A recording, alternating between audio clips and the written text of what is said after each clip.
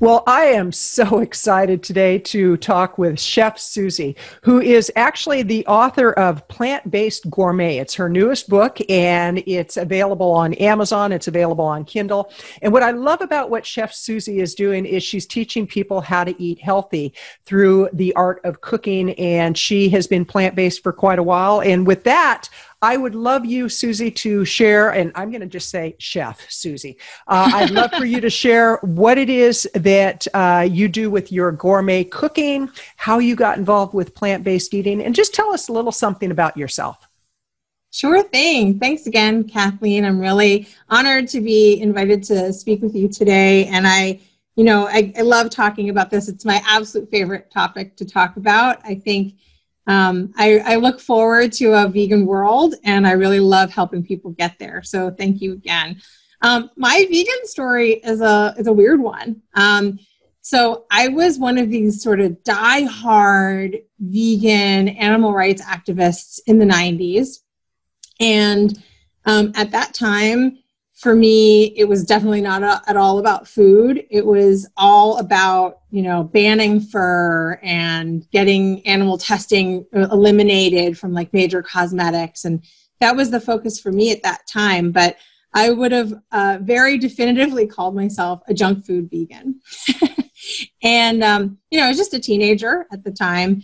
And at one point, my mom brought me into the family doctor, and the family doctor looked me square in the face and said, "You're never going to be healthy. You're never going to be thin. You're never going to fit in unless you stop being vegan." And my mother gave me the look that mothers give their daughters when it's time to listen. And I stopped being vegan. And it's one of those things that I have mixed feelings about now. Right. I stopped being vegan because of very, very intense medical advice.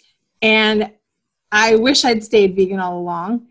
But I also feel like I gained a very interesting set of perspectives that I think is really helping me now as a professional vegan chef. Right. That I don't know that I would have gotten otherwise. And hopefully people can learn from me instead of needing to do the same thing that I had to do. I would love to unwrap a lot of what you said there about being a junk food vegan, because I had a conversation with my mother-in-law the other day. She's been so sweet. She goes out and buys me vegan food, but it's processed. And she brought me some cheese. And of course, being the junk food junkie I am from the past, I couldn't help but have one piece that turned into two pieces that turned into the whole package within a very short period of time. And I just am an obsessive compulsive type eater. And since going plant-based, I can obsess on healthy foods. But she was like, "Well, there's no difference between plant-based and vegan." And I said, "There's a big difference. There's processed vegan." And so I actually had to sit her down and give her a lesson on the difference. For people who don't know the difference, because worlds apart, I call myself a plant-based vegan because plant-based has to come first for me because it is about health. I've dropped about 60 pounds since, not since going plant-based. It's been about 38 pounds, but I've yo-yoed all my life, and I know that I could be a very unhealthy vegan. What does it mean to be a junk food vegan? Yeah, so for me, similar to you, when I went vegan this most recent time, now I've been vegan 9 years, I dropped about 50 pounds. I've been heavy my whole life. My whole family runs pretty heavy, except for my mother, and definitely tried every diet under the sun. But back in the day, back in the 90s, when I say junk food vegan, I mean, I ate French fries like they were breakfast, lunch, and dinner. Right. I ate Chinese fried rice without the egg. I ate, my favorite thing was these tofutti ice cream sandwiches. I don't even know if they still make them. Tofurkey hot dogs. I mean, the highest level of processed food. Things that intuitively, whether they're vegan or not vegan, are just junk food. Potato chips, French fries, hot dogs, the whole 9 yards.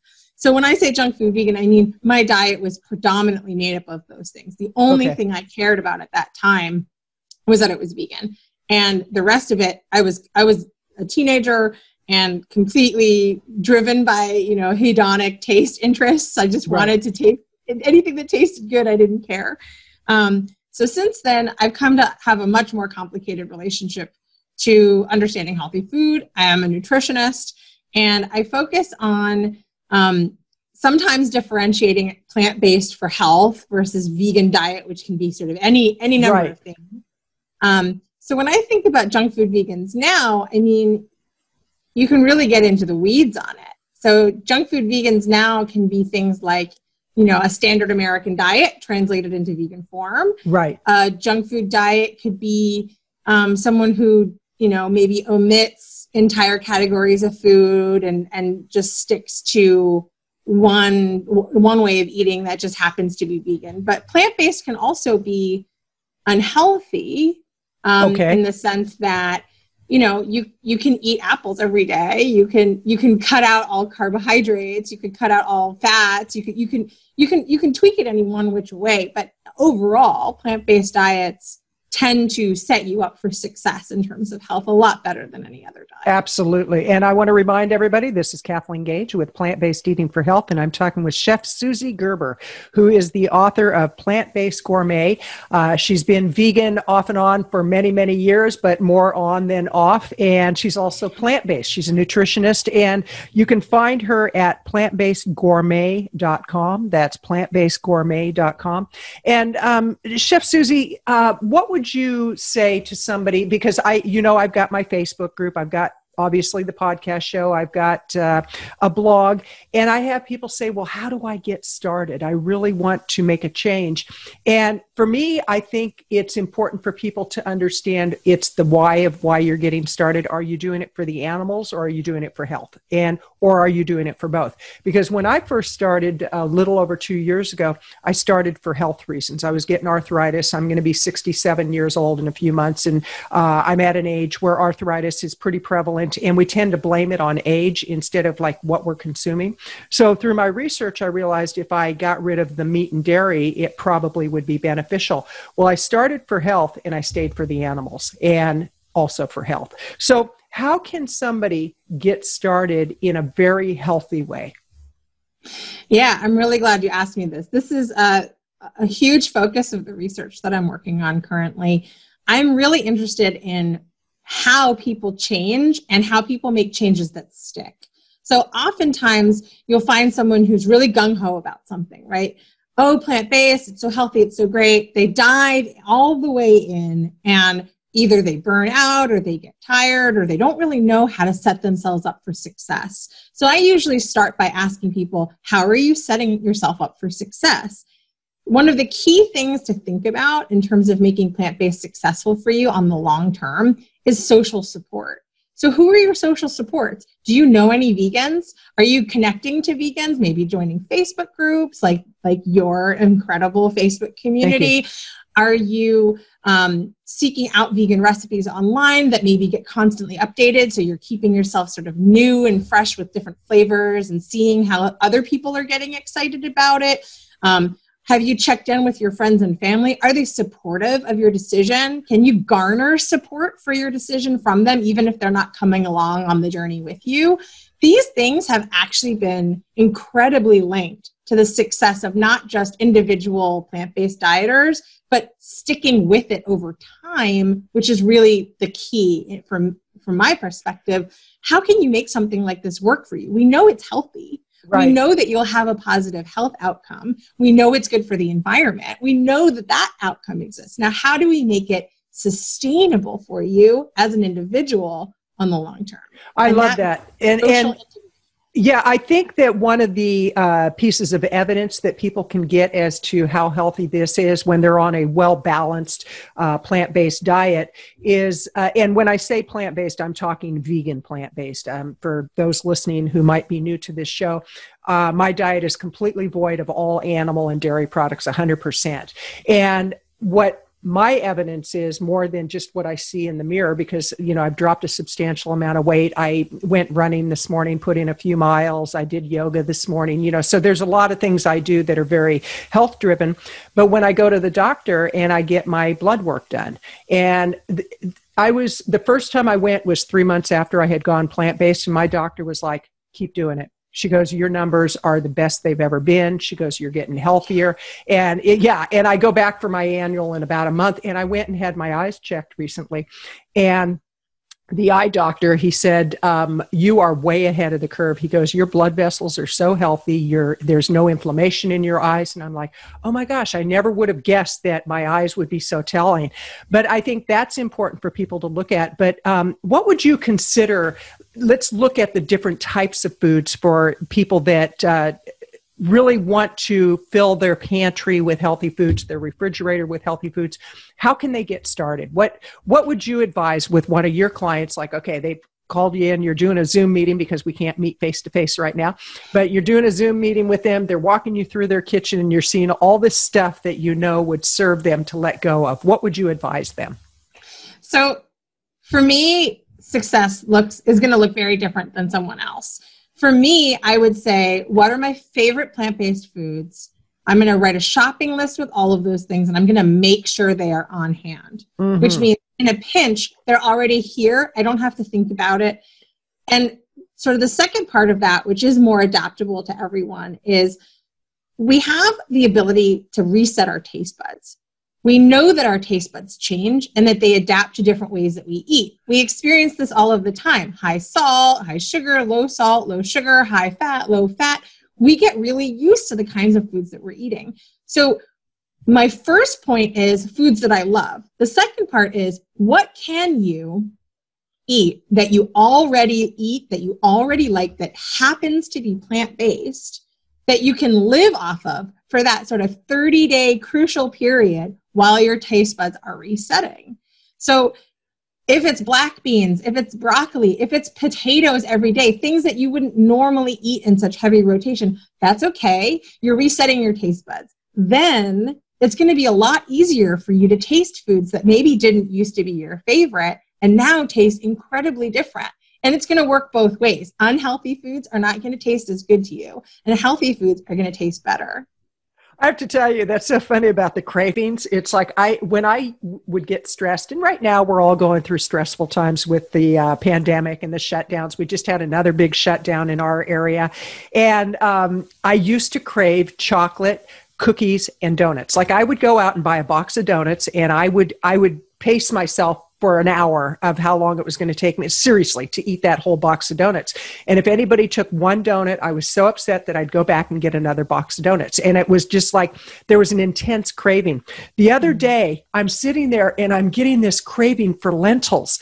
And I'm like, lentils? And I just got this huge craving. And so I made some lentils and did a nice salad and put a lot of lentils in. And I looked it up, and it was magnesium that my body was lacking. And so I thought, okay, that tells me something really important, where in the past I wouldn't have paid attention to the fact that the sugar was what I was craving. I just would have given into it. Now, have you read the book Salt, Sugar, and Fat by Michael Moss? Phenomenal book. Phenomenal but I am definitely very in tune with what you were just talking about, which is intuitive eating, which is a really important area of exploration right now, where your body is signaling to you what you want, what you need. And in terms of like the big neuroexcitatory compounds, like you were talking about, salt and fat, for example, and sugar, those things, they work in very similar ways to other addiction, on a different scale than other addictions, but they certainly are excitatory for all of those reasons. But one of those components is still our taste buds. We're looking for these preferential foods by those taste buds. For sure. Right. Well, the food manufacturers, they spend millions of dollars to get us to that bliss point. Food has a certain texture, it has a certain flavor, a certain amount of salt, and when it hits the front of our tongue, those receptors in our brain just shoot off craziness, like if we were to snort cocaine. And I'm in recovery. I've been sober for 37 years, and I know what it was like to crave that first drink. And yeah, thank you.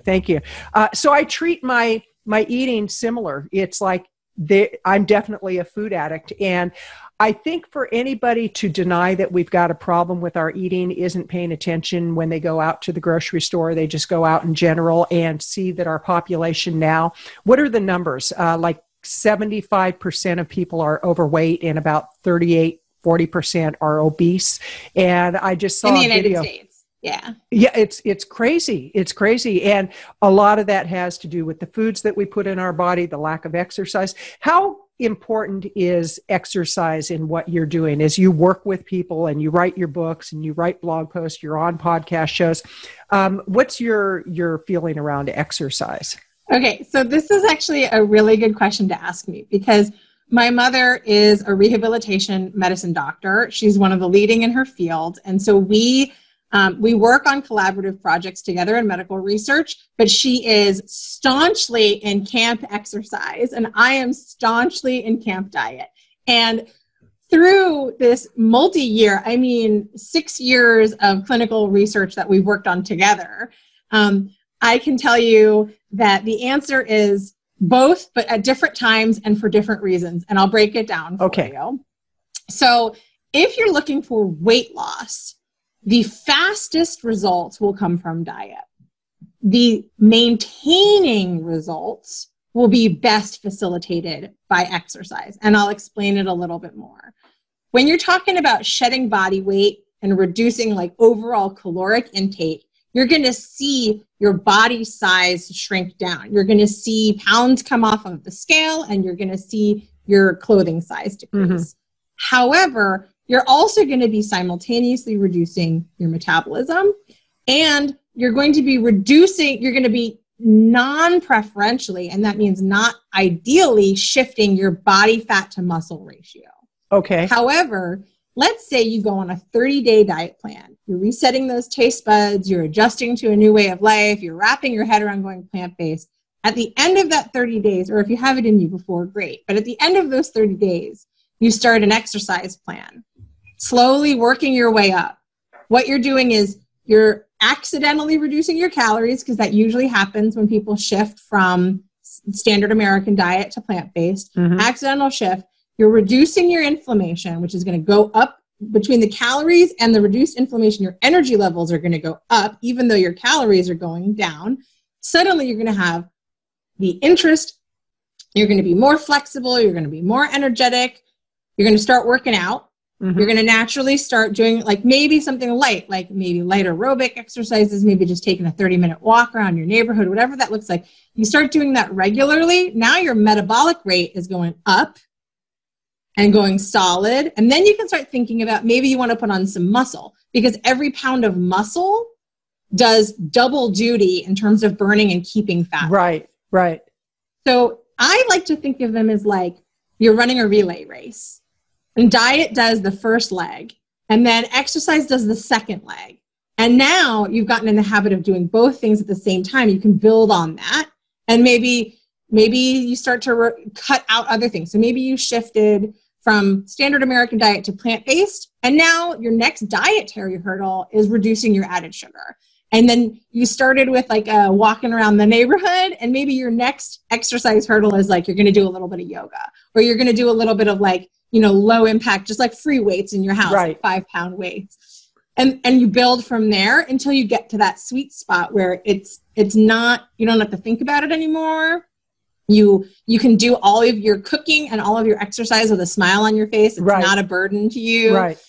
And then you just live, and it's not stressful. It's not something you have to think about or program or plan. You don't have to count your calories on plant-based. You don't have to time yourself exercising. You just maintain. Well, it's so funny because I have people who go, are you still on that crazy diet? It's like, it's not a diet, it's a lifestyle. But, you mentioned added sugar, and clarify the difference between the sugar in fruits, whole fruits, and the sugar that's processed that most people think of when they think of sugar, but they also kind of make the fruits the demon. Yeah, fruits are not the enemy. Fruits are the friend. Remember that old adage, an apple a day keeps the doctor away? Mm-hmm. It's never been more true. And right. I like to take a little note from Dr. Greger and say it's apples and pears too. So it's fruits with high fiber and high water content.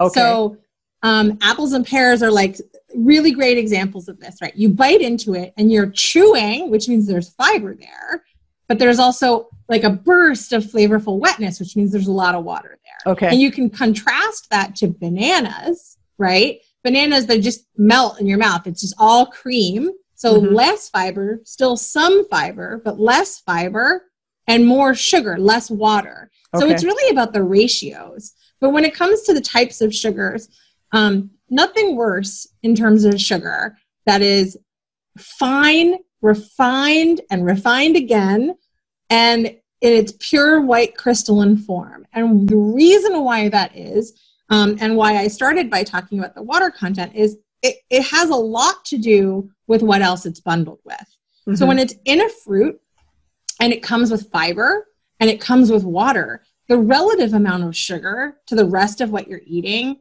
is completely different. Suddenly your tummy's full from that apple and the relative amount of sugar is this much. Right. Whereas a tablespoon of sugar, a teaspoon of sugar even, is going to be more sugar than that apple.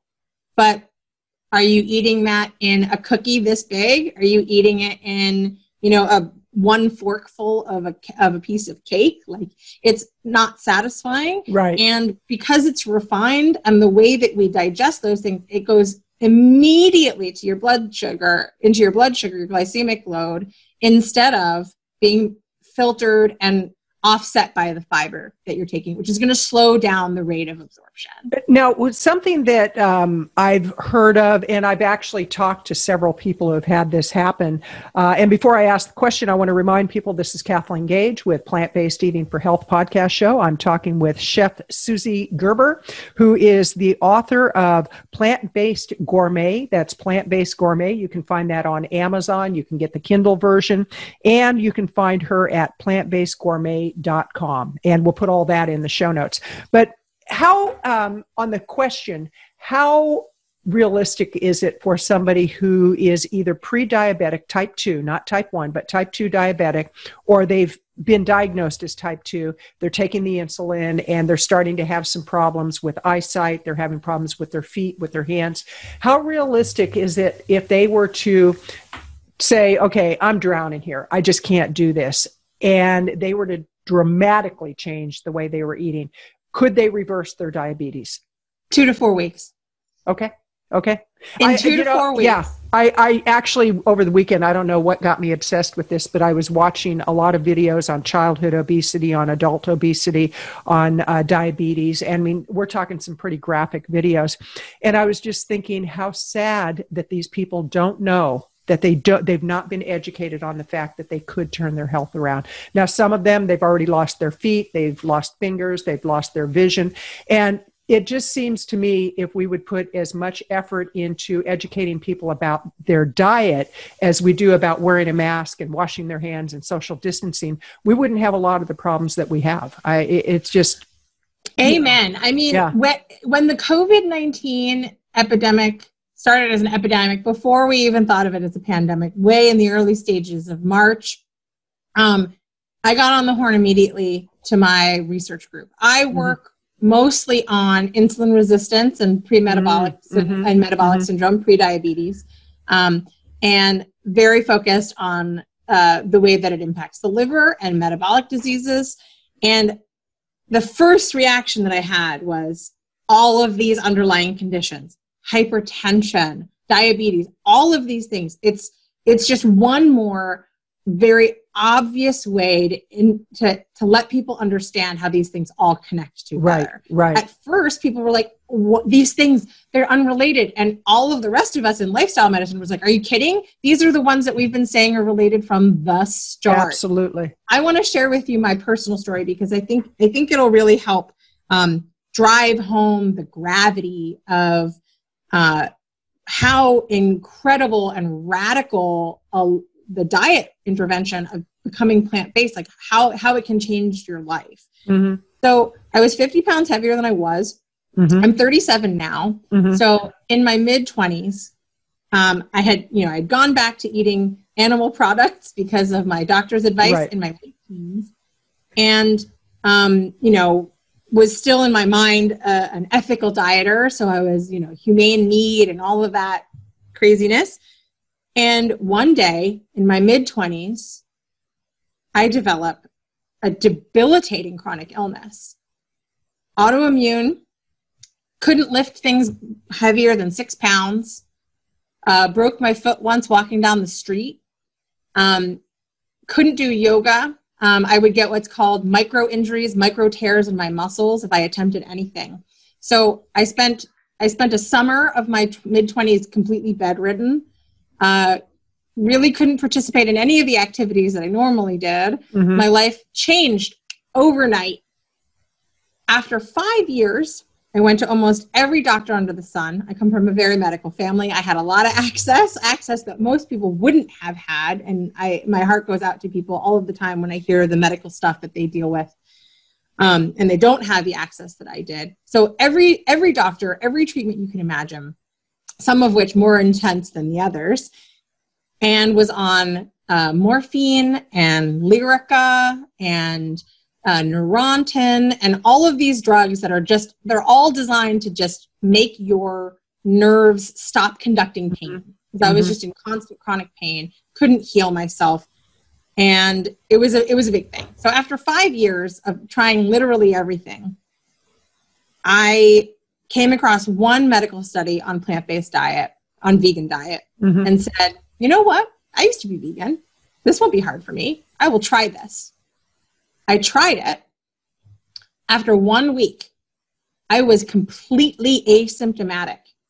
After 5 years of excruciating, debilitating, autoimmune, 2 weeks, I was all but cured. 1 month, I was off of the morphine. I was off of the Neurontin. I was off of every medication. No, I didn't have any come down period. I didn't have any problem. 1 month, completely gone. That's incredible. 6 months, 30 pounds gone. 1 year, 50 pounds gone. And here I am almost 9 years later. What a great testament to the power of a plant-based diet. And I have to tell you that for me, it was inflammation. And, I had gotten to a point where I just thought I was going to have to live with it or take some of the medicine. And I just don't like pharmaceuticals. It's like, being sober, I try to keep all of that away. And I'll tell you, within 2 days, the pain disappeared. And I thought, okay, I'll give it a week and see if it comes back. A week later, it was gone. And I dropped 5 or 6 pounds. And I'm like, well, I'm not on a diet. So, that's kind of a plus. I thought I'll do it for another 7 days. And it's kind of like an onion where the layers get peeled away. And I was 6 months into being plant-based. And by that point, I had dropped a good 35 pounds and it was staying off and I was getting more and more tone. I was getting more energy. I was exercising more. And it was kind of like what you talked about earlier.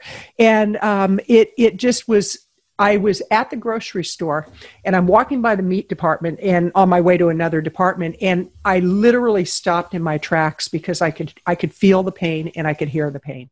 And that was the most visceral experience I've ever had around why now I call myself a vegan, because early on I did not call myself vegan. I thought, you guys are crazy. I don't want to be a vegan. Well, now I'm a proud vegan. And I'm going to the next level of like my makeup. I want to get cruelty-free makeup. Clothing that I get, I don't want it to have any animal products in it. So it's kind of like I'm going on this journey and thinking, I wonder what comes next, it leads into the next question.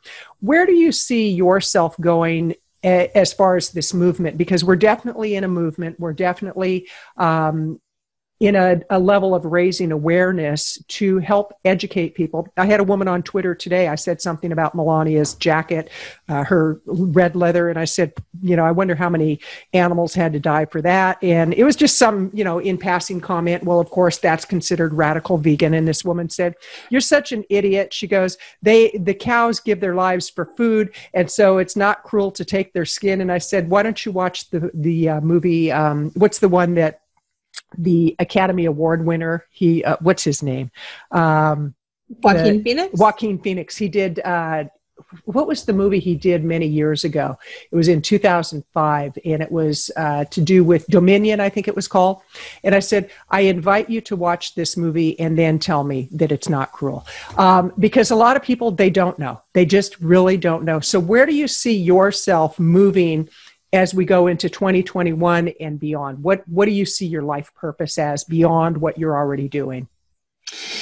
Yeah, good question. So I took the opportunity of the pandemic to go back to graduate school. Nice. And my goal at the moment is to continue facilitating medical research for plant-based diet and to take my culinary interest, my culinary art practice, and my medical research experience and combine those, creating more and more educational programs for clinicians and helping them understand the efficacy of a plant-based diet, and also joining that with culinary skills, because there's an execution piece that's completely lacking in our medical care. Right. You can tell people to eat healthy, but if they don't know how to cook it and they don't know what it means when you're talking about it, how are they going to maintain it? But the other piece of that I've become increasingly focused on is, how we deal with this at a cultural level. How do we position messaging, whether that's media messaging or government policy, to different cultural groups of different interest for different reasons? How do we mainstream veganism? How do we get startup companies resources, funding, exposure that they need? So I really like to think of myself as a translator. I think of myself as playing a role translating the food and beverage industry into the medical industry and policy to the medical industry and to the consumer. And I'm really interested in how people make these decisions at every level. So I like to keep my fingers in all of the pies, but I really think that facilitating these conversations, making people aware of the research and the data that is available, and, like a checklist. This is a barrier to plant-based. Let me solve that for you. Right, this is a barrier. Let me solve that for you. Oh, you need this? Let me give that to you. Right. Oh, you need this? Let me help facilitate that for you. Right. Well, and I love that, because I really think that we do need to raise the awareness. And I know there's, the food deserts where people are really victims of our system within the school system. And I've really been doing a lot of soul searching myself on where do I want to see myself as I move into 2021? Where do I want to put my energy and my creativity and my expertise? Because the more I learn about how powerful a plant-based diet can be in healing not only the body, but the mind and the spirit and the planet, the more I want to do. So, I'm putting it out there that I would love to make myself available to organizations if you want to get more media coverage, all of that.